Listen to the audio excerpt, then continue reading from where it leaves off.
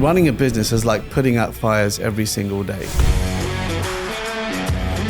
And as a former dragon, what are the glaring mistakes all startup businesses make? Fear of failure is what keeps you away from success, whether it's a product or service. Literally eat, breathe, sleep that. What's the worst investment you ever made in the den? We can read people a lot of the times. If you're trying to fake it, it'll usually come through. What's the truth behind why it ended? I guess sometimes Wow. the UK has lost its charm. It's losing its competitive advantage. It's like price of a Ferrari, but supplying them a Skoda. Yeah. Action must be taken. How much power does the pharmaceutical industry have? A lot of power. Are they really serving humanity? Literally, you're dead before you go in. Do you give us the top 3 tips to create a great pitch? There's one thing. Tej, has business changed since you made your fortune? I think it's changing all the time, right? As an entrepreneur, that's something you've got to get used to. The way of doing business. I mean, even if it's advertising, we traditionally looked at, retail, but also your advertising on press and magazines and print. I mean, that's changed significantly, obviously, into digital, online advertising, D2C. So the way you do business has certainly changed, not just in the UK, but internationally. Do you think the changes kind of accelerated? If you think about AI, and, you mentioned D2C, like Google AdWords changed the advertising space. Does it feel like having to change quickly is more important than ever? 100%. I think even if you look at platforms like social media, they've evolved so quickly in every few years, how they work, the algorithms, the way you sort of connect with consumers and the attention of consumers in different platforms, whether it's YouTube or Instagram, TikTok. So I think that's changed significantly. And so you have to relearn to adapt very quickly. I mean, sudden things like the pandemic. I mean, who would have thought that would happen, right? And you've had to pivot almost significantly to survive. Was lockdown, pandemic good for business for you or hard for business for you? Well, I mean, fortunately, being in the healthcare space, it was good in the sense there was a huge amount of demand.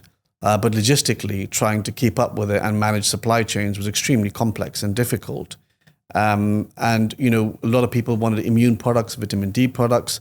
So that's where we were able to supply and sort of, I guess, get a lot more new customers during that period. Do you think generally for the UK, lockdown COVID was net good or net bad? I think for humanity, if you look at it, it was a complete reset on people thinking about how they do things and live the way. We found a lot of people became entrepreneurs as a result of COVID and rethinking, were they enjoying what they were doing in terms of their lives? So I think there was good and bad for sure, but it was definitely time to reset and think. And a lot of people don't get chances to do that in their life. What about work ethic? How did you find, because I guess you must have a lot of staff? Yeah, we don't have that many staff in the UK, so how we operate, we have our head office and we got staff in there, but our general manufacturing, that's outsourced to other manufacturers based on our own formulations. So in the UK, our staff is not that big, but we didn't do furlough. We could have, but we didn't decide not to do that. We were operating business. We were growing. So did you just kept all your staff on, or did you have to let some go? No, we kept all our staff on. Yeah, even our sales teams. Yeah. And so have you seen the attitude of people working change, i.e., have people become a bit lazier, or do they want to work from home, or is there a bit more entitlement, or is that just a myth? I mean, look, it was a big topic, right? Work from home during the time, getting people into the office. Some of the digital companies were like, we're never, you guys can stay home permanently. But all that is changing significantly. I mean, you look at employees back in the day, it was, they could really call the shots in terms of how they wanted to work, and whether it was remotely or 3 days a week, 4 days a week from home. But I think globally things have changed now, and people are moving towards a back in office. And I think a balance is important. I'm not a believer of, full remote or necessarily all in the office, but I do believe that being in the office has a huge advantage when I can communicate with staff and their ideas, and brainstorming and physically being around someone does make a difference. But if you're a startup and it's difficult to have an office, then remotely works. My wife set up her business during COVID, and so all the staff are working remotely. It works easier for her that way. What would you say is the hardest lesson in building an empire that no one teaches you? There's one thing which, and it's advice I gave to my wife when she set up her business, and she says that's one of the best advice she's got. And that's running a business is like putting out fires every single day, right? And so it's not like you're doing anything wrong and that problems happen, but it's just part of the game. There's always going to be an issue that you're going to have to deal with, and it's relentless. So as long as you have that mindset that you're going to always have to deal with issues constantly, it's not as, people look at the end result and say, wow, they're a successful entrepreneur. But of course, there's no overnight success. It takes years, decades to do that. And a consistent amount of resilience, persistence, and about taking action. If you think it, you have to do it. There's no point just waiting around, especially today when, things change so fast. So how do you develop that? I suppose durability. Yeah. Because let's be honest, most people probably don't start their business because they want loads of problems every day and they want to put fires out every day for the rest of their lives. Yeah. So how do you manage that, and keep enjoying what you do? So you have to look at the bigger picture because it is the journey that's important, right? So you have to be able to enjoy the journey of getting there. And there are going to be some great wins along the way, like whether you get a deal with a particular retailer or you're launching a different market or your sales boost significantly in a month. All these are great wins that you celebrate with your team, milestones that you push yourself and you become more confident as an entrepreneur that, okay, I've achieved this, I've got this result. It's in the back of your head. But getting to that success, it's a journey, a process. Of course, you're going to have to put out fires and deal with issues. But, for me, when I have problems, sometimes like a crisis can often lead to new beginnings. A lot of them can lead to golden opportunities. I try and look at problems and try to identify an opportunity within that. Yeah. So that by the end of it, I want to see if I can be in a better situation than I was before the challenge came through.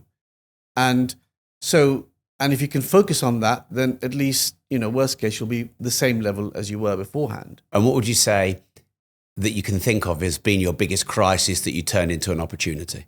We had a challenge. So we export to international agents all over the world, and they started to complain saying that they were getting products entering the market, our stock, at a lot lower price. And it turned out it was coming from the UK. And so we looked into it and found out that we were selling, obviously we sell to Boots, Tesco, Sainsbury's, all the big retailers, but we also sell to the independents and through wholesalers. So we had about 7 wholesalers nationally. And we found that we were selling through them. They were taking very low margin and they were trying to sell it to certain pharmacies that were re-exporting them.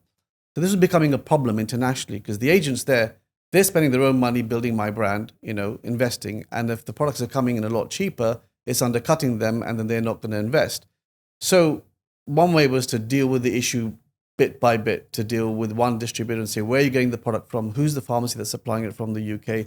Trying to deal with that. But that was a very complicated method. So I thought there's got to be a better way that maybe I can turn this into an opportunity. And so I happen to know the owner of Boots, whose partner ran the wholesale division for Boots, which was one of the largest wholesalers. So I went to her and had a conversation. I said, look, I know you've not done this before, but would you be interested in doing an exclusivity deal where you're my only wholesaler nationally? And in exchange, you get all the business from the wholesalers, but I'll need to sell it to you at a 30% higher price so that we don't have this undercutting happening and the export markets are getting, affected. She agreed to it, and we ended up signing this deal, which ended up being a real iconic deal in the industry. And so as a result, in a couple of months, all our agents stopped complaining because stock wasn't coming through them. And also, having to supply 7 wholesalers logistically down to 1 was better for us. And the other wholesalers weren't able to tell us where the stock was going to each pharmacy, whereas with Boots and Alliance, I got them to agree to tell me the sale of every single pharmacy nationally. So I knew what was happening in terms of rate of sale and also if any things were happening where they were re-exporting. So this was sort of thinking outside the box and trying to think of a bigger picture, but it actually was a much better solution for us overall as a business, whereas otherwise it would have been having to deal with small issues all the time. And when you say iconic deal, can you put like a number on it? What was it worth to you? In the millions, right? Right, wow. Savings in the millions. Yeah. Because, and also I don't know the knock-on effect because those agents would have down tools and be like, well, we're not investing. So those markets would have suffered in terms of growth. So really it was something that was a downward spiral that if it hadn't sorted out would have been a problem for me. So how do you go? Maybe 3 tips or steps on going from 0 to hundreds of millions in business. I think you have to find out whether you've got a working business model, right? And you're making money. Anyone can sell product by just throwing money at it to sell. But you need to understand whether the product has got its own traction and there's a demand for that product. And it's about each business is quite different, but ultimately it boils down to similar principles. So you need to make sure that you're providing a really good product that adds value to customers and you're improving and innovating all the time. But how do you scale it? And that's the key, really, because do you scale with the same amount of customers, more volume for the existing? Is it a daily consumption product, which is helpful, or is it a one-time purchase? Then you got to look at international markets or UK and distribution. But everything's got to work together. It's the marketing, creating the demand, and making sure product is available and accessible. But with e-commerce and direct-to-consumer, that is a lot more easier nowadays. People can get your product wherever you want. Mm. And as a former dragon, what are the glaring mistakes all startup businesses make? You can make 1,000 mistakes, and the problem is you shouldn't be worrying about the mistakes, and that's why a lot of people don't start businesses. Would you even say that to someone when you'd put 200 grand of your own money and don't worry about mistakes? Would you still say that? Probably not. But no, the thing is you shouldn't be afraid of making mistakes, right? And fear of failure is what keeps you away from success ultimately. But as an entrepreneur, when I invest in a business, I want to make sure that person is obsessed about what they do. Right. Whether it's a product or service, literally eat, breathe, sleep that. So it's more about the entrepreneur than the product or the business. And that's an interesting question, because when someone walks in that door, is it the product that's making me messed, or is it the entrepreneur? And I think it's a balance of both, because, sometimes you need to be excited about the product as well. Yeah. I remember the first investment I made was a knitting company. So this lady came in, an ex-NHS person, set up this knitting business called Wool Couture. As soon as she came in, I thought, there's no way I'm investing in a knitting business. I have no clue about it and not something that interests me. But the entrepreneur was so passionate and made me see a way, an interesting opportunity. So I invested at the end, and I never thought I would. So that was the entrepreneur. But as a product, sometimes you're so excited about the idea and the product, you pay less attention to the entrepreneur. And maybe that's a good or bad thing, but it is what it is. And you can think, okay, maybe I can personally add more value and input and direct over here to help it and expand the product. So that's an interesting one as well. So back to these glaring mistakes, what are all these startup entrepreneurs, what top 3 things do they always do wrong?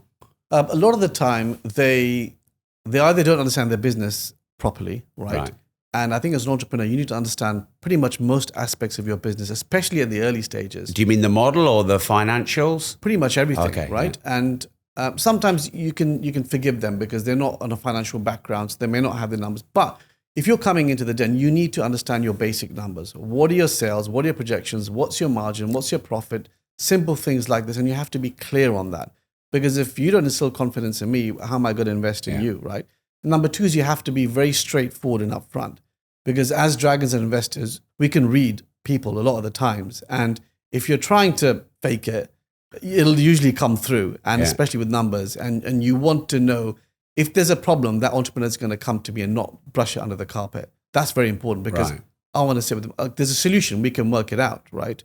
Don't just come and tell me when everything's gone belly up. Yeah. If there's a problem, we can work it together. Yes, you may have made a mistake. That's fine, but we'll deal with it. Yeah. That's important. You need to have that communication. And sometimes entrepreneurs, also, they're quite too headstrong that they don't take on board certain advice. And you want someone who's also a strong visionary and who can execute, but at the same time willing to listen to the right advice. So what's the worst investment you ever made in the den, and why? Well, you know what? Interestingly enough, there hasn't been one investment that I've made that's gone bust, which is really interesting, because by and large, these are small businesses and they're small investments. So there's a good chance a good amount of them will go out of business. Yeah. So usually what ends up happening is either you end up putting a bit more money to sustain it, or your goal is to try and turbocharge that business, but at the same time see an exit plan for them. Yeah. And that usually takes a while, because they're small businesses. It takes 3 to 5 years to find an exit for them. Some of them just really difficult to work with. Some of them, some of them were difficult to work with. But you know what? Everyone's a different personality, and ultimately, it's not my business, right? I'm a minority shareholder. Yeah. It's their company. I can't really tell them exactly what to do. No. I can advise them. Yeah. And ultimately, I want to be able to open my black book to them and say, okay, what is it that you guys need? List everything that you want. And then I'll say, I can help here, I can help there. Yeah. Maybe we should look at this international market. I'll introduce you to this retailer. So that's how we generally work. So I won't ask you to name and shame, because obviously they're your investors, they're your business partners or your investments. But imagine a couple of your people you've invested in. What could they do better to grow their business? What are they not really using you for? Or what are they not really listening to your advice on? Okay, that's a good question. Well, I guess sometimes it's a matter of resources, right? And you think that if you've got limited resources, you should use it in a certain way. They're thinking it should be used in another way. So that's sometimes a challenge where you have a difference of opinion. And,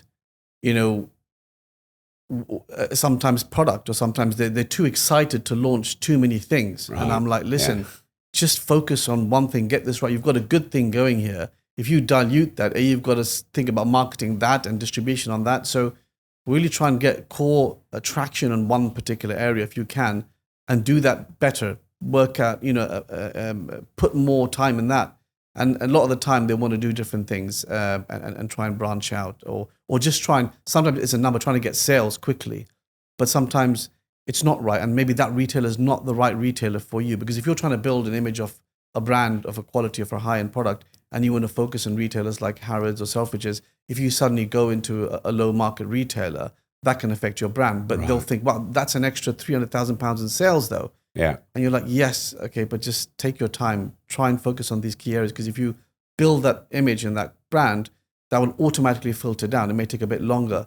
So these are sort of conversations sometimes you have with them, which could be challenging, trying to get them to understand that, or sometimes avoiding mistakes. And that's where I think dragons are useful, because you save the entrepreneur from making some serious mistakes, or putting money in an area, or spending £30,000 on a trademark when they could be doing it at a lot less price. Various other things. And what's your biggest win? What's your biggest investment return on the Dragon's Den? There's been a couple of good wins. I'll give you two examples. One was an energy switching company called Look After My Bills. So you signed up, and you know what a pain it is to switch from British Gas to whoever it is. It takes you an hour on the phone. So this company, you signed up once, and every 12 months, they'd automatically find a different provider and switch you over without you knowing, and save you hundreds of pounds. Yeah. So within 18 months, they scaled to save almost I think 15 to 30 million pounds worth of customers' money. Wow. Through just switching. And it's the same sort of supplier as such, but a different provider. Yeah. And so they got bought out within, I think, just 18 months from Go Compare, a big comparison website. So that was great in terms of a short span of time where it got acquired for a good multiple. Yeah. Another example is a company called Real Foods. So they came in a den. It was a husband and wife team. They had some serious health issues, and she came up with this particular product, super greens and superfoods, that clean greens that helped her. And so they launched this product together. I think in the den they were doing about 200,000 pounds in sales. And that's a few years ago. Today they're doing over 20 million. Wow. So that's incredible. And they've really accelerated growth, direct to consumer, now in retail, launched various products, international. And, they're at a stage where they're getting a huge amount of interest for acquisition in terms of other companies out there. So that's an interesting business. So is your preferred strategy to invest in and just keep it forever, hoping it 10x's and 100x's, or invest in and buy it all like you did with the tea, or invest in and sell and get your money back and a multiplier off? The ideal situation would be to invest, help it accelerate and grow, get a good multiple, and then move out. Unless it's something, because it's not really my business. I'm not the owner of that business. I'm a minority shareholder. Yeah.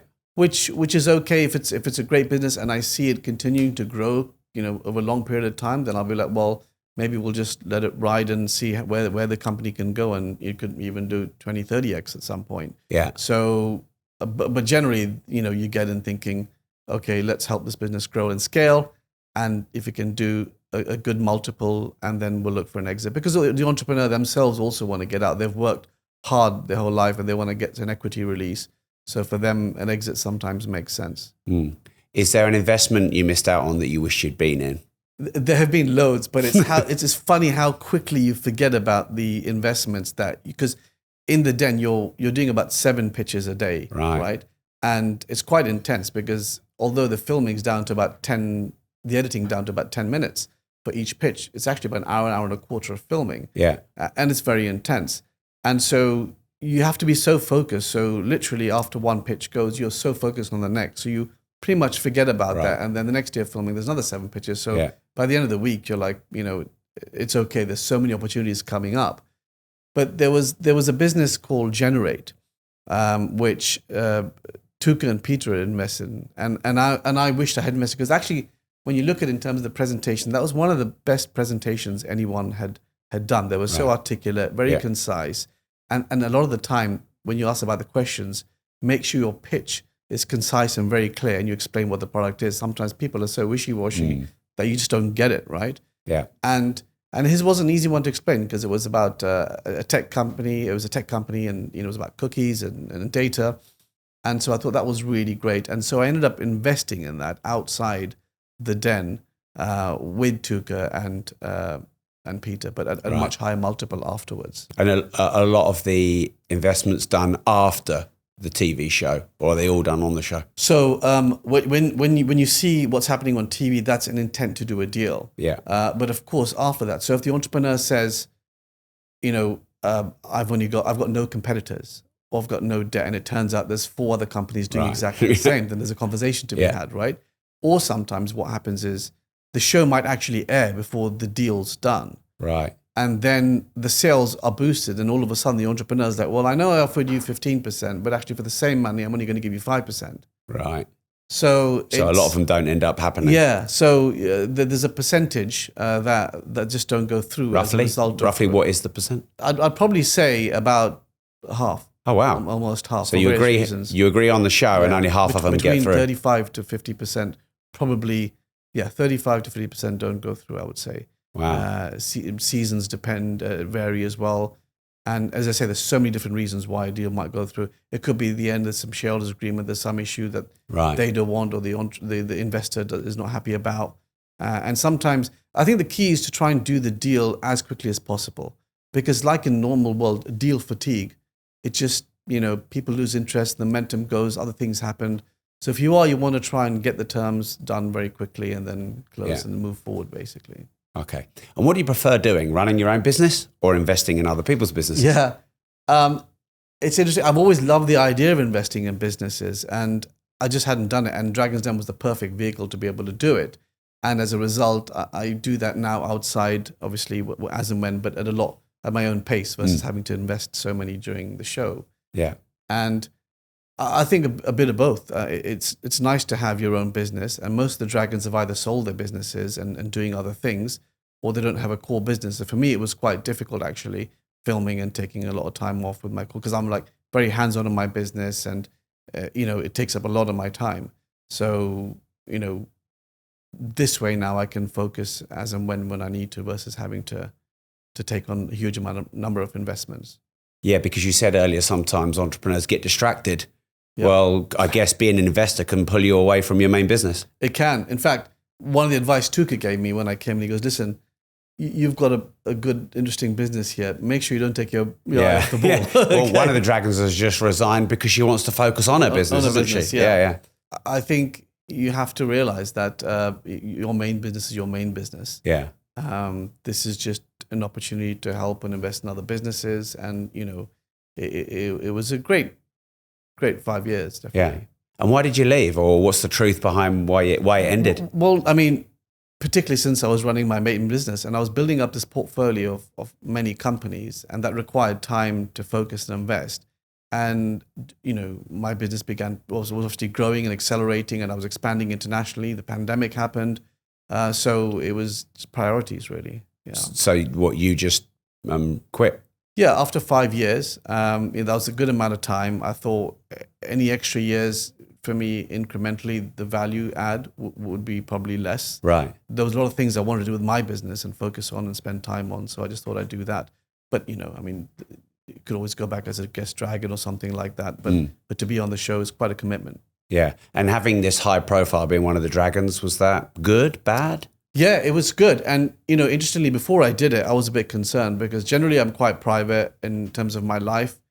And I spoke to Theo Paphides. I was at a lunch and I happened to meet him just at the time when BBC had contacted me. And I asked him, I said, look, is it a good thing overall? I mean, is it quite invasive in privacy? And he said, look, of all the reality shows, this is factual entertainment and it's about business. So it's not really something to be too worried about. But he goes, on balance, I thought it was the best thing I did. Right. So I thought, okay. And actually, as a result, I would say it's accelerated my life by 20 to 25 years, what I would have done otherwise. Oh, wow. Yeah. But by those. How? Well, if you look at in terms of the network and the connections that you make and the people that you meet, the amount that you learn. I mean, just from the pitches alone and seeing entrepreneurs and hundreds of pitches, now, like, it's not good to judge people, but in terms of I am judging people, I can read people a lot better when I can see what they're saying, because I'll see what they're saying in the show and I invested in them and what they said there. Now I realize maybe was true or wasn't true. And so you're just analyzing people and you're sending questions to them. So people skills and those things, in that environment, you improve in that. So I think there's just so many things I learned. And of course, push boundaries for myself because I didn't necessarily want to be on TV. And it was something that, it worked out well, I think. Yeah. What did your dad think about you doing it?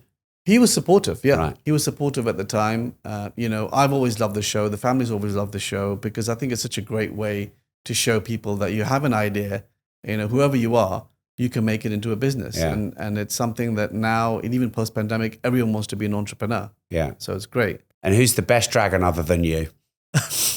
Who do you like the most? Can't be anyone. Of course, okay, you could choose. No. Look, I think... Or who would you want to invest in your business? How's that? Well, the thing is, they're so diverse in terms of the skill set that they bring, which is why it makes it so interesting, because then that's why an entrepreneur has to choose, well, I'll go with Tej, or I'll go with Peter, or I'll go with Tuka, if you can get office space. No, I'm joking. But Tuka is great because he actually spends a lot of time with the entrepreneurs and he's quite generous with his time. Yeah. And for him, the buzz in his new projects, new investments, you see his eyes light up. Yeah. And so if someone wants that personal help and stuff, and he'll take them on board in his office and incubate them and really take care of them. And if you look at the skill set that Peter brings in terms of his distribution, digital, e-com, tech side of things, that's quite unique. Not many people can do that. So I would say it all depends on the business, who you want to go with. And that's why sometimes they either go with one person or they'll team up with two, thinking there's a different skill set from the two dragons, and that might add value to them. A big thank you to my sponsor, Coinbase, a leading online cryptocurrency platform for buying, selling, trading, storing, and staking cryptocurrency. I've said it before, but the system is broken. The banks, the politicians, the financial system, they're playing a game and we are the pawns. So what can you do? Well, you take proactive steps to regain control. And from me, I'm investing in many decentralized assets such as Bitcoin. Now, I recommend you do it properly through the only publicly listed global crypto exchange, and that's why I use Coinbase. Now, this isn't a get-rich-quick thing. You need to do your research, but Coinbase makes that simpler as it gives you access to over 260 cryptocurrencies. From the established cryptos, like Bitcoin and Ethereum, to the emerging assets and even stablecoins, which are designed to be pegged and redeemable one-to-one to fiat currency like USDC. With Coinbase One, pay zero trading fees on trades up to £10,000 a month. If you're thinking about investing in crypto for the first time, Coinbase is publicly traded and listed on NASDAQ with transparency that you can trust. So if you're ready to take back control of your personal finances, then click the link in the description and sign up for Coinbase today. Now remember, do not invest unless you're prepared to lose all the money you invest. This is a high-risk investment and you should not expect to be protected if something goes wrong. This is not investment advice and it is not recommendation to buy or sell any particular digital asset. So when you Google your name, the first thing that it auto searches for you is net worth. Okay. So when you Google my name, it has Rob Moore net worth, Rob Moore wife for some reason. Okay, right. So I think Times Rich List has you at worth 390 million. How accurate is that? I try not to do that. In fact, I don't really like being on these rich lists, and had conversations to say, can you take me off? Oh, wow. They won't do that. They'll just do what they want to do, and that's Right. fair enough. And you know, but yeah, Why don't you like being on those lists? Well, I mean, I just don't know. I mean, the same reason I just didn't really want to be on Dragon's Den or on the TV as such. But I feel my life is private generally, and I enjoy what I do with my family. It's not about the net worth as such. And I guess most of my net worth is all tied up in the business. Right? So does that mean whatever it could be more or less if it's doing well or badly? Yeah, exactly. That's what it is. So, you know, if it's doing extremely well and growing a lot, then people would value it higher, the business, as a multiple. But, you know, it's a private company, so it's not, you wouldn't know really what the value is as such. Isn't, though, your net worth a way of keeping the score and evaluating how well you're doing? Yeah, I mean, of course, everyone does want to build up their net worth, and you on the back of your mind, you keep track of it, and maybe you have a figure that you want to reach. Someone wants to reach, you know, 50 million, 100 million, a billion, or whatever it is, and then that's your sort of subconscious goal. But that's not your driving force for a business or an idea, because you know you don't want to chase the money. You want to create value. Then money knocks on your door. Right. So ultimately, your business has to be about creating that value, and money will follow. But yes, you are keeping track. You know, ultimately, if you want to reach a certain figure or whatever it is. Yeah. And is there an amount was there an amount you got to? Because, for example, I don't think 1 million is enough now. I don't think with inflation, and if you've got 40 years of life left, 1 million is enough. Yeah. Because they say millionaire, but really being worth 1 million, it's not a lot. Is there a figure or an amount? I think, you know, when you look at people and entrepreneurs and social media, it's a billionaire status, right? People talk about billionaires. So a lot of people want to be billionaires. It depends what your needs are ultimately. Sometimes it could just be a figure that you want to get to, and you might not even spend half of it. But sometimes, like Warren Buffett, probably not spending any of his money. Any of it, right? Yeah. It's just, I don't know how many 100 billions he's worth, but but otherwise, it depends what you want. If you want to get a plane or a car or a boat or whatever, then you need to have X amount of money. If you don't need all that and you're happy just going on good holidays and being with the family, then maybe, you know, 10 million or something or whatever could be enough to do that, or 20 million. I mean, holidays are expensive now, aren't they? I'll tell you what, if you've got a family. COVID, it's not cheap. And the cost of hotels, the cost of travel, the flights. A 4-star in London doubled in the last, you know, I used to stay down at King's Cross Great Northern because it's quite nice, but it's not too big. Just stay there on my own. It went up from 300 a night, it's nearly 700 a night now. It is, and it's absolutely crazy. I mean, even Holiday Inns, I remember back in the day, they were like 40 quid and stuff like that. And now it's like hundreds of pounds. Yeah. So you need to be worth 10 million just to pay for the hotel. Yeah, if you think about the cost of holidays that they are, and then if you're going during, you know, half term, midterm, everything's extortionate as well. And if you've got 3 kids now, it's really expensive holidays. But I think people now, they enjoy the experiences and holidays versus buying expensive toys and stuff like that. And it's what really I think in life, those experiences are important, that you spend with your family doing different activities and holidays. But it depends. Different people like collecting different things. Amen. Yeah. So you must have seen hundreds of bad pitches and some good pitches in the den. So could you give us the top 3 tips to create a great pitch? I think definitely be really prepared, right? Know your numbers, because that always becomes a sticking point and they will grill you on that. So get that right. And I would say communicate your business in a short few sentences so people can get it. Right? Yeah. And ultimately what you want to do is show that what you're presenting is something that's workable. If you've got proof is in the pudding. If you've got evidence to show you've got a working business model, something that's worked, entrepreneurs, investors and dragons, they want to see, how can I scale that? So if it's working already, can we put the gas on it? So try and show that, this is working. In this test market, however small it is, I put X pounds in, I'm getting £3 return. You know, that's always an exciting thing for investors to hear. Do you think in the UK especially, we're a bit shy or even resistant to selling? For sure. Culturally, the US are a lot more extrovert, out there. In fact, in your face, here's the ideas, how to sell. In the UK, everyone's a bit more reserved in terms of, they don't want to be out there. And, even the advertising, you look at the messaging, very different to the advertising you see out there versus over here. So you really have to learn to sell to have a successful business, and it's an important skill to have, I think. And not everyone has it, and some people are gifted with it, right? Right. They can just talk, persuade, learn to sell. Yeah. Some people, it's a real effort to do that, and it's important to understand how you do that. At least know who your customers really are, Right. how you're going to target them, where they're based, what time of day, what location, and just try and focus on that and what messaging works for them.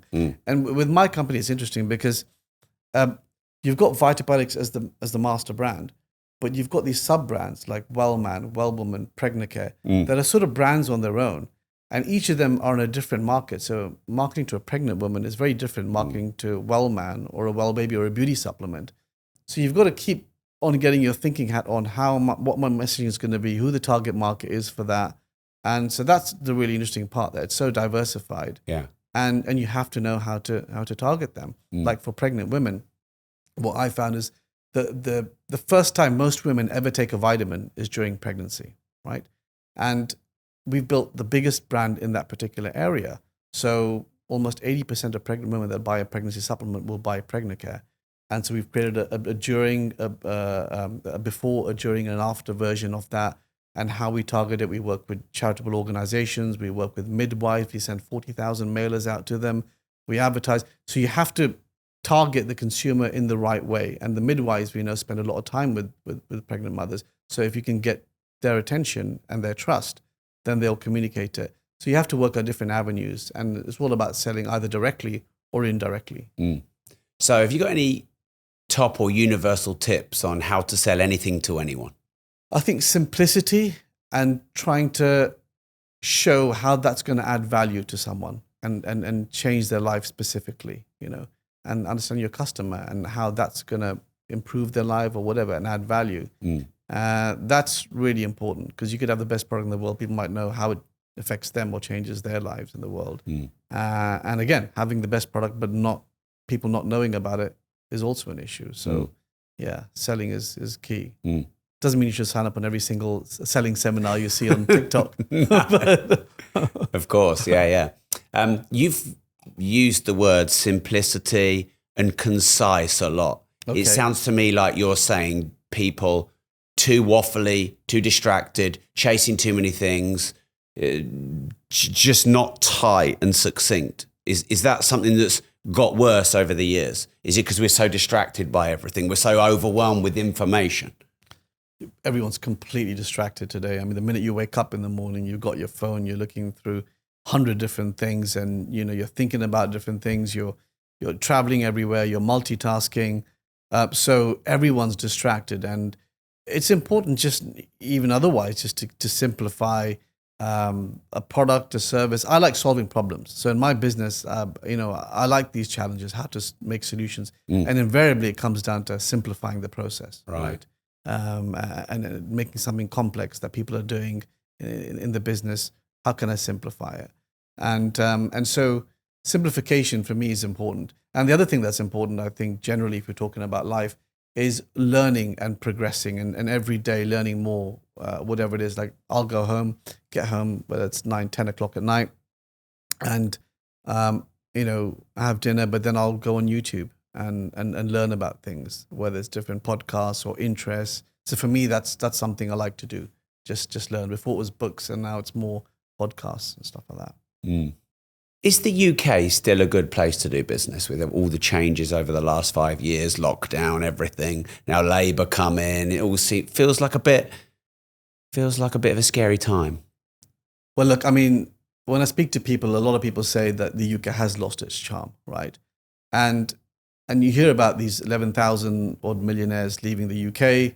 And that doubling every year, all going to Dubai. Yeah. It's a concern, because not only do they leave and then they don't employ the staff that they had over here, but you got to imagine, out of sight, out of mind. So if you're living in a different country, your investment focus and assets that you're building up are going to be in that region, not in the UK anymore. So that knock-on effect is going to be difficult. And also, to reattract these people back to your country, you're going to have to dial up the incentives so much that it's going to cost you a lot more than having to pay a bit more effort to retain them in the first place, right? So I think it is a concern, and it's losing its competitive advantage. And if you see, I mean, for me, if a country is winning, it needs to have sort of 5 things that I think to get right. Number one is it's got to be efficient. So less red tape, bureaucracy. It's got to have a good infrastructure, education, healthcare, roads, airports, etc. Safety is key. If you're paying 40 to 45% tax, your basic expectation as a citizen is safe to be able to walk on the streets, right? And then also it needs to enhance add value or add quality to your life. And finally, it's got to be progressive and a growth opportunity. Are other countries now having that? So these 5 things are important to bring competitiveness. And I would say other countries now are over-indexing. And if you look at, the UAE and you're talking about Dubai, they're encouraging people and being more competitive in those areas. So of those 5 things you said, I can't at the moment see the UK competitive on any of those. It doesn't feel safe. The infrastructure feels broken. Yeah. With lots of bureaucracy and red tape. I can't see really any innovation here. What do we do about this? I mean, look, you can think of it like a business, right? So the UK is the product, right? And the customer is the population. And they're buying the UK product, or they're paying taxes to buy the product every year. And what is it that you look for when you buy a product? It's pretty much the same 5 things. One is it enhancing your life, adding value to it, right? Is it, the basic thing you expect to be safe. If you buy a food product, you don't want to be poisoned. You don't want your phone to explode. So that's an expectation. You want it to be reliable, to have a good infrastructure, like in a country. And, you want it to be easy to use, a product. So, it's got to be efficient. So ultimately, this is about a brand, the British brand. And if you have negative publicity on that brand, it knocks the brand. It becomes less competitive. And if you look at your customers in a company, you'll have products that sell at a normal price. You'll have products that sell at a very high premium price, right?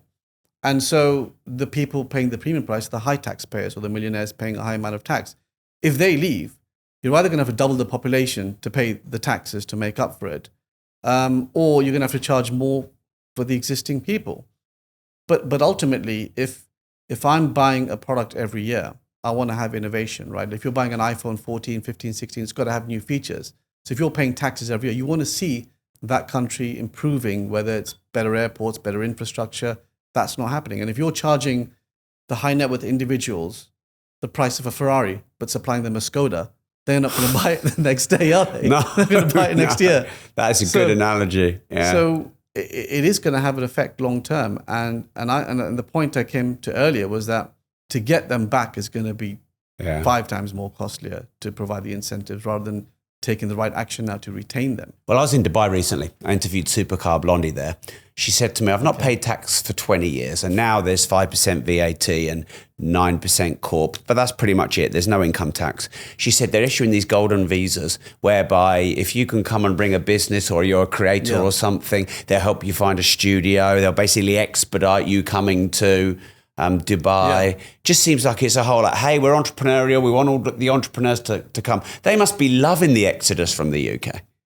Of course. I mean, look, because ultimately, and them charging taxes makes sense. 9% for corporation tax is fair. Low, it's fair. And, I think it's a good thing. And it's safe there. I think it's very few places you could say are safe like that, where you can just walk out with your watches or leave your stuff around. A bit of false sense of security when you travel outside, and you get accustomed to that, I'm sure. Yeah. But people are right, and they. The thing is, the leadership has to be quite visionary, and you have to be very strong in execution. And if you focus on those 5 areas in terms of execution, that's where you get to, because they're quite receptive as to what's going to make things work. And when you sit down with the government and they're like, how can we improve things? That's the attitude you've got to have. And as a business owner, that's what you want to do. How can I improve my product? What can I do to make it better? And you do that, automatically you invite more people to come into your country. And the thing with the UK, because a lot of the decisions are by committees, by, people are afraid of criticism. People who've never run a business before. So it's the political, if you have a political mindset, it's quite difficult. You really want someone who doesn't care about the politics and who just wants to sort the country out for the good of it, and not being worried about being criticized, and say, look, this is what we need to do. We need to take strong action in these areas. and have the power to do it. A lot of the time you don't have the power because you have other parts of the government that are going to be thinking the opposite. So is the problem more the political system as opposed to the party itself? I think it's a bit of both. And I mean, look, dictatorship can be the worst, or it could be the best if you've got a great. Well, in leader, Dubai, it looks right? like it's good. Yeah, exactly. Could be the best or worst thing for a country. The upside of dictatorship is you could have a 30-year dictator, so they could do a 30-year vision. And if they're a benevolent dictator, which people in Dubai say he is, and here you probably know you're getting 4 years. Yeah, and I think you've also got to set yourself up. So it's not just about having one leader in the country. You need to make sure the people around you either have the knowledge, because you can't do everything. You've got to, outsource certain aspects in different departments, and you have to have people with an entrepreneurial mindset in those departments trying to run them efficiently. But Labour have none of those. None of them have even run a business. Yeah, it is. Would you agree with that? It is like running a business, and if you don't have that mindset, it's going to be hard. And the thing is, the longer you leave it, the worse it's going to get. Yeah. And you need to make strong changes. Otherwise, you're going to have this exodus continuing and people complaining, and it's not great, really, the situation. I talk about this a lot on the show because, you've worked really hard. You employ a lot of people. I work hard, employ a lot of people. We've put our flag in the ground on the UK. I'm not leaving. But if they make it any worse, I might be forced to. And like you, so many of my friends are leaving. And I feel like we need to, we need to push back on this and talk more about this. It is. And it's not just the wealthy people that are leaving. It's your middle class and everyone that are leaving as well, because they're finding opportunities there, because people are hiring them, whether it's your personal trainers or whoever. They're all heading out and leaving because people go where opportunities are too. So if you lose that as well, then you're not left with much, and it doesn't, it's not an attractive place to stay. So a huge amount of immediate action must be taken, I think, in the UK to set it right and get the right people in the government who have the experience of trying to do entrepreneurial things to focus on that. And, there's a certain threshold that you need to work out. If you charge too much tax, people are not going to pay tax. If you charge no tax, it's bad as well. Yeah. You've got to have the right amount. The Laffer curve. Yeah, exactly. The Laffer curve, 0% tax, 0 tax. 100% tax, 0 tax, because everyone leaves. Yeah. And they must know. Surely they must study this stuff and know with the Laffer curve, there's an optimum. Yeah. And they're way beyond it, aren't they? It is. And I think sometimes they do things for political benefit or for... As in personal gain. Well, or to put an image out there. We're doing this as a thing. We're going to get votes. To get votes, yeah. And really... Are they really getting votes from it? I think the population would much rather have a country that's sorted out and doesn't have issues, and you just got to do what the right thing is. Because, the whole non-dom thing, how much are they going to actually earn by doing what they're doing? It was a political thing. And as a result, you've got a lot of people leaving the country. And I don't think they expected that at all, because people have been talking about leaving. Yeah. But now people are putting their money where their mouth is, and it's going to be, I think, they're recognizing it because they're trying to retract on a few things you'd have read in the press. Yeah. And what they do, I don't know. But, it's about focusing on those things to be competitive. If you are a political party that fundamentally believes in state over capitalism, and you believe that it is the state that generates all the wealth, the Marxist view, is that essentially just a disdain for entrepreneurship? I mean, do they actually want entrepreneurship? No, I think it's very difficult to have both, right? You're either that, or you have to have an entrepreneurial mindset. It's very difficult with the principles, because they're core values in each one. Yeah. And to try and to do both is quite difficult. You have to have a compromise. There's of course, you want to take care of the labor force, and you have to have things that protect them. Yeah, they do the work. Yeah, exactly. So you have to do that in the right way, like you would your company employees, right? If you don't treat them well, they're going to leave. And accordingly, you have to have the right fair packages, the right HR, the management, and you have to manage the country in that way as well. Take care of your people at the same time, but you can't go overboard the other way, because then there's going to be no people earning the money for it, right? Yeah. So if you had Keir Starmer's ear, if you were his number 2 advisor, and he pretty much would do anything you say, other than quit, what would you say to him? I would say you got a whole bunch of successful people and entrepreneurs who've got nothing to gain from it, right? There's no agenda. but they just want as in the they right want to help and they love the country and they've got experience. Yeah. And that's the problem. A lot of people have got agendas when they come into government. You want someone who doesn't want agenda, just wants to sort it out and do the right thing. And you'll see a big difference. But you also need a strong leadership that can execute and make difficult decisions without worrying about being criticized, right? And there's few people that would do that in this country. Yeah, wow. And then what about reform? Do you think reform might be a better solution? They've gained a lot of, Nigel Farage has gained a lot of popularity. They seem to be entrepreneurs. Do you think that they could be a solution? It could be. I mean, to get to that level of threshold to win easy job. It's not easy, right? No. And it could take a long time to do that. You're better off trying to get people and the leaders in the big parties to figure out and see what can be done. Right. Because the longer you leave it, it's just going to get worse. And, it's really a sad situation because when you look at it 10, 15, 20 years ago, the UK had so much going for it, right?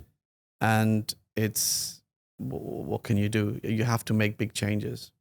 What would you say in the world right now is the biggest problem that if you could magically solve it and it would be gone?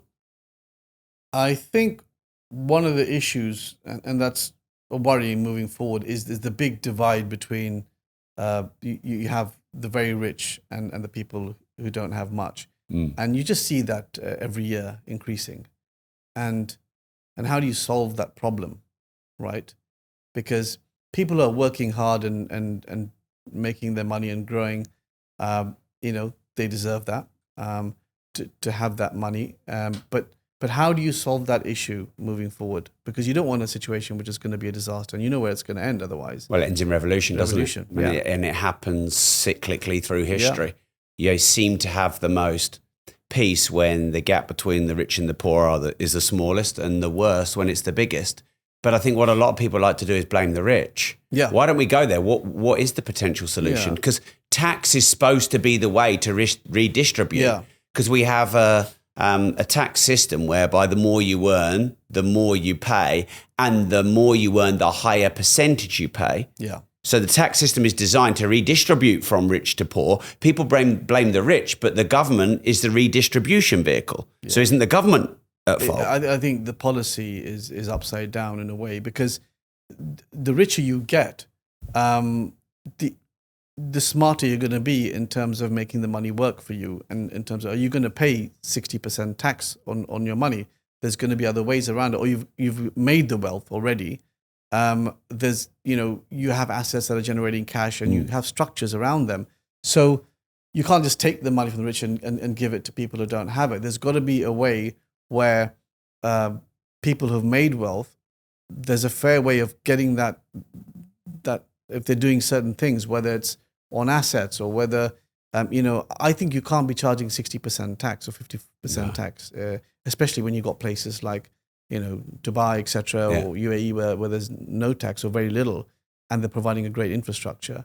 So you have to be sensible, because there is a man. I mean, it's good to pay taxes. It's fine to pay it, but as long as you're getting the basic infrastructure or the safety, that's what you want.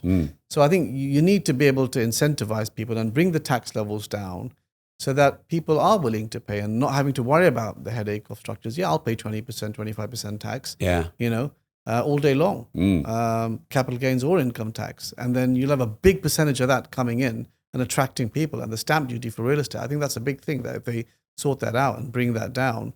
And then just the international residents, to charge them a higher stamp duty would make sense. So, I mean, I haven't really thought about this, but there are a lot of things that you can do quickly, I think, to sort things out like this, because the country is in debt, right? And then COVID wasn't a good time because a lot of cash was just given out. Yeah. So, and we pay for that.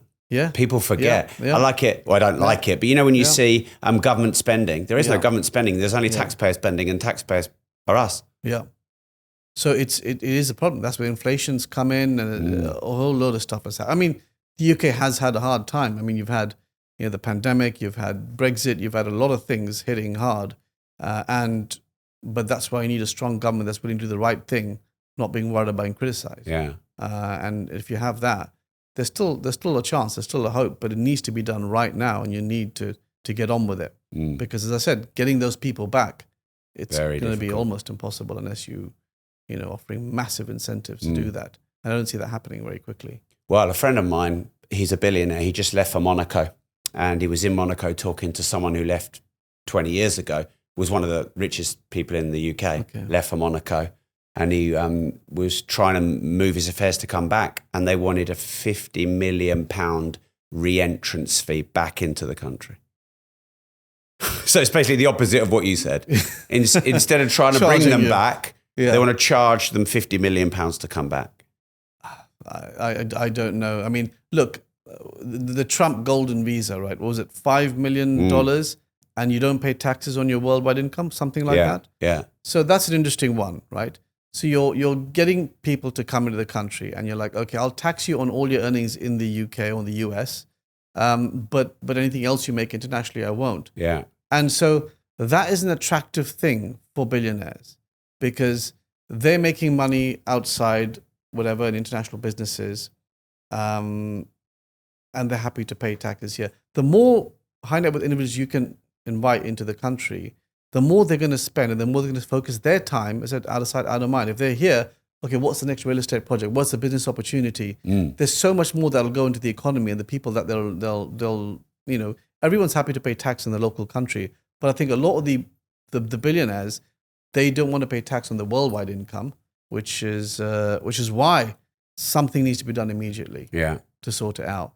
And I think, by you raising these topics in podcasts is good, because people talk about it, and then hopefully the right people listen to it and recognize that something does have to be done, because it is a real problem, I think. Yeah, I agree. And we talked about the wealth divide and, what we could do with the really rich. But what about, it feels a lot like there's a lot of welfare in the UK at the moment. There's a lot of money being spent on welfare. And one of my TikTok channels was blowing up a couple of years ago, and I would walk around the streets of Peterborough, and I just talked to all the homeless people, because I buy them coffees and sandwiches all the time, and they know me there locally. And I would ask them just straight out, why don't you get a job? And they'd all say the same thing. There's no point, because I get given a place to live, and if I go back to work, I get less than being on benefits. Right, yeah. Can't we get, all the people who are out of work or on welfare, or, people at sort of, the lower incomes, can't we give them apprenticeships, really good manual labor? We need all this stuff, and get them self-worth and proud to work again. Won't that help grow the economy? I think it's really important to have that entrepreneurship. I mean, I'm a visiting professor at University of Westminster, and so that's one of the largest business schools in the UK. And over 50% want to be entrepreneurs now. Oh, wow. And they're improving their, because I studied at University of Westminster back in the day, and things have changed when it comes to business in terms of syllabus, academics, and you need to bring that into the education system. Like, they're setting up a institute now for entrepreneurship, and a place where incubation can happen for university students to set up their companies and provide support. So things like this are important, especially for university students graduating, but also to train and to skill people and to get, but that requires investment, right? And so you need to ensure that you protect your own country first to ensure, then rather than using the money for other reasons internationally. And so that's what the US is doing. They're focusing on their own country and bringing tariffs in. And if you want to trade, so I think the UK has to start thinking about protecting itself and its own country. And then use that money, which is being probably used for not. Well, there was a time when you could do that. When you're a rich country, you can afford to do this. But when you're not, then you need to conserve. It's like a company, right? If you're going to give away free cash and your own business is suffering, you need to stop that and invest in your company and in the product and to get it right. That's what the UK needs to do. Use all the money it has internally now to sort itself out. Infrastructure, cut the bureaucracy efficiencies. I mean, getting things done, the amount of time it takes when it should be a lot quicker. So, but that requires a sea change, and it requires a very strong government who's willing to execute and take action. And do we have that? No comment. So you have a very large vitamins business, so you must know the pharmaceutical industry well. How much power does the pharmaceutical industry have?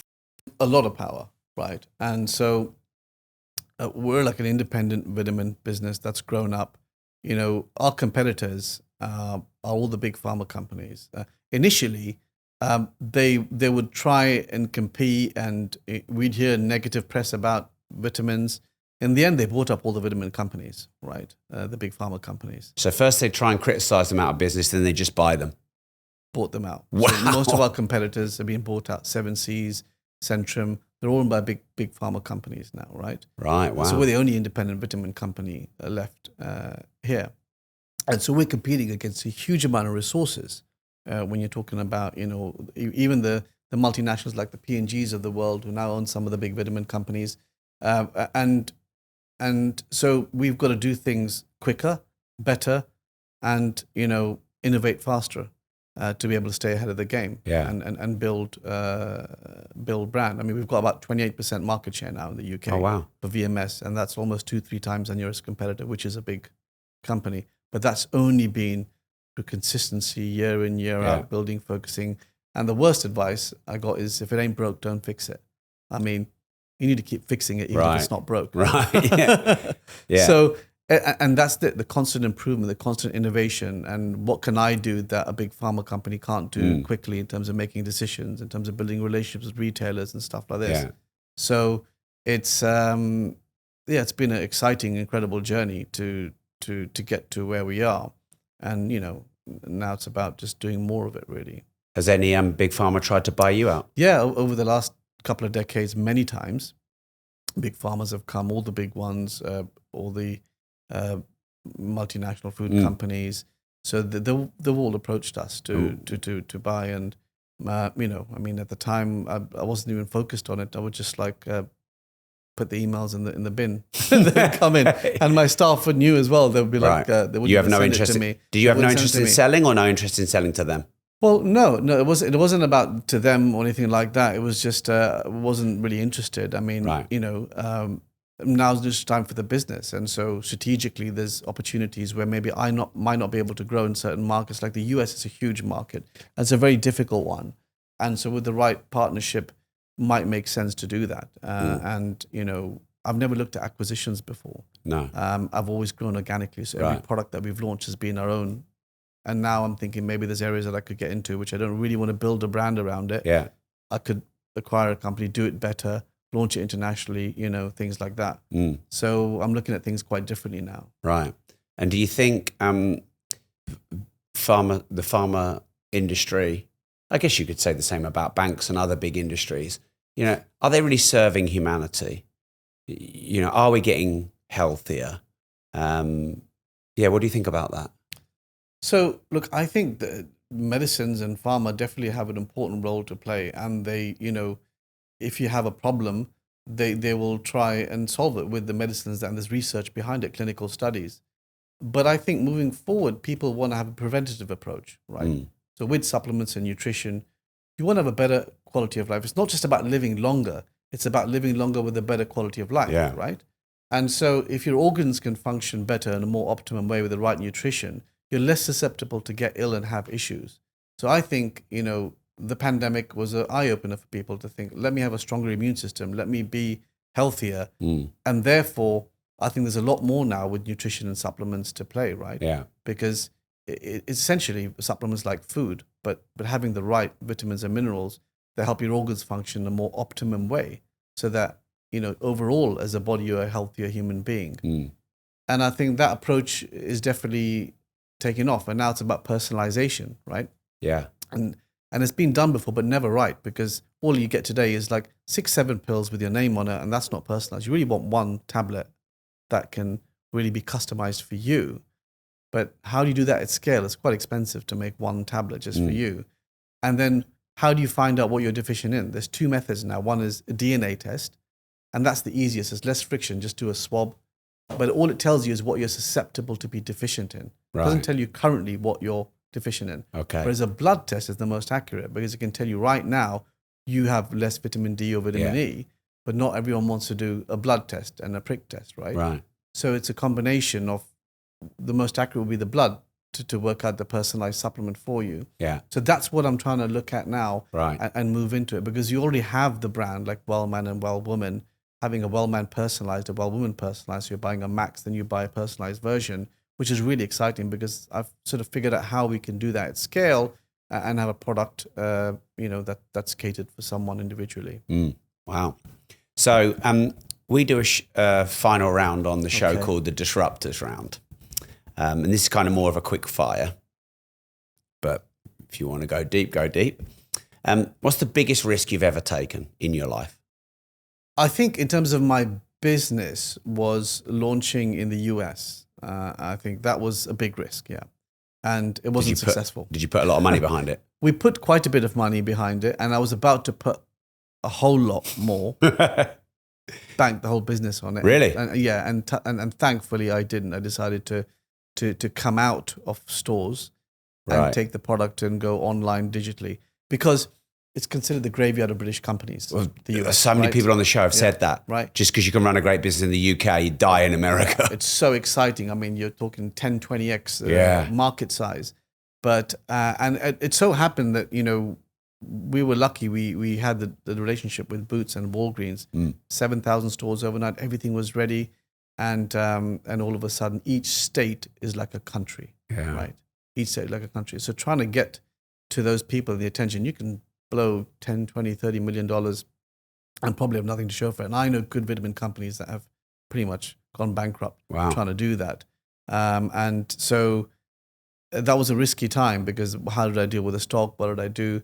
But it all came down to the right negotiations with the retailers. And the problem is when you go in America, where you get killed is when you sign the deal before you even enter the store. Oh, wow. Because a lot of the time they have these terms where you got to give X amount of free product, you've got to take the product back, you've got to do this, and that's how a lot of companies end up going bust, right? So I had to ensure that, I wouldn't take the stock back, this would happen, that would happen. So literally you're dead before you go in a lot of the times. But you're still going to try and go again, it sounds I am, like. Yeah. That's because you're an entrepreneur. You can't give up. So it's try a different angle, yeah, which is what we're doing at the moment. So we'll see. Yeah. And what's your most brutal life lesson? What's interesting is when I grew up, I ended up going to 10 different schools by the time I was 16 years old, right? And it was as a result of my parents getting divorced, moving between the UK and India, and when I lived about 8 years without my parents. I was living with my aunt in India, and every time I would switch schools, it was a whole different ball game, making new friends and learning different syllabuses, and it was challenging. And you're thinking, this change and adversity can wear you down, and it was crushing at some points. And then at the end, I took the approach that you just have to embrace change as it comes and always look at it like a positive. There's an opportunity here. It's going to happen anyway, right? You're going to have to deal with it. And I think that was the sort of life lesson I would say I learned to handle things from a young age. Yeah. Wow, that must have really helped you in business. It did, yeah, because you have to have resilience, right? Yeah. And no matter what comes at you, you've got to try and push forward and deal with it. And you got the lessons as a kid. As a kid, and I never would expect it on any kid to do that. No. But it's that, and then traveling from a young age at 7 years old on my own. So it taught me a lot, and having to adapt to different situations. Yeah, I think as entrepreneurs, you have to adapt. What would you say is your biggest regret? I'd say, when you talk, people ask this question, what would you tell your younger self, right? And I would say going a lot more by intuition, what I felt. Oh, wow. Than sometimes trying to listen to experts. And, okay, there's two types of experts, people who talk and who don't have the credibility to back it up. And then there's the real experts. And so generally having a lot more confidence in your own intuition doing it. Because every time I've looked at it, every time I've thought of intuition, and I just see that was the right decision to do that. Right. So, I mean, I've been doing that for quite some time now, but I wish I had done that earlier on. So trust yourself. Really trust yourself, yeah. Even when you start, because you've got intuition now, because you've got experience of many decades, but when you start as an entrepreneur, can you still rely on that intuition? Well, I mean, you can, because when you're starting up with a business, you've got to really believe in your particular product or idea or whatever it is and be completely relentless about it. You can make mistakes along the way, that's fine. And at some point you realize maybe it's working or not working. Some entrepreneurs wait too long before realizing it's Right. not a successful thing. Yeah. And that's a difficult one, right? Because people say, you need to know when you're doing the wrong thing. Then at the same time, they say you should never stop. Right? Yeah. So which one is it? Which one is it? Yeah. And there's no right answer to that one. It's you have to be practical. At the same time, you've got to be pig-headed, and you've got to be insanely driven and stubborn in what you do. Yeah. So yeah, It's a good point, that. Know when to quit, never quit. never quit. Yeah. So it's a tough one, and I don't have the answer to that one. But different situations, I guess. Right? In hindsight, it's always said, well, you should have quit earlier. That was a rubbish idea. Or I think, you have to look, if it's gaining traction, then try and pivot a little bit and keep pivoting till you do. Right. Right. So rather than full quit, part quit. Just change the direction. Yeah. It. Because if you've got a product that you think is amazing, and then you're trying to sell it to this customer, maybe A, it's the wrong customer, or maybe B, your product needs to be slightly tweaked to think about it. And so therefore, I think you have to have that mindset of it ain't broke, don't fix it. The opposite of that. Right. So keep fixing it if it's broke, if it ain't broke anyway. Yeah. And then you'll probably figure it out. Yeah. And this show is called Disruptors. So what does this word disruptive mean to you? It means that today, even the disruptors are getting disrupted. It is what you want to do as a business, right? Every entrepreneur's dream now is to create a business that's disrupting what's going on at the moment, because that's when you can get massive traction without much cost, because like the Uber did for the taxi industry, a disruptive business, there's nothing like it. Yeah. And it challenges the status quo, which is what you should be doing, and always rethinking. Why do it this way? Is there another way of doing it that's simpler? A lot of people just don't think that. They just continue with the same path. Can you do it differently? Can you do it simpler? Amen. Tej, this has been great. Thanks for coming on the show. Thank you. It's been a pleasure. Thanks. Silver has crashed. It's back to its price in 1974, and I'm going to buy more. And if you'd like to learn how to invest and build multiple streams of recurring income, I recommend you join Money.School. Money.School is my global financial education platform to help as many people on this planet get better financial knowledge. For less than 4 Starbucks coffees a month, there are hundreds of hours of courses, resources, and masterclasses going back a decade to teach how to make, manage, and multiply money and gain financial freedom. So join thousands of other money and freedom seekers on the link Money.School and start today your journey to financial freedom and more money.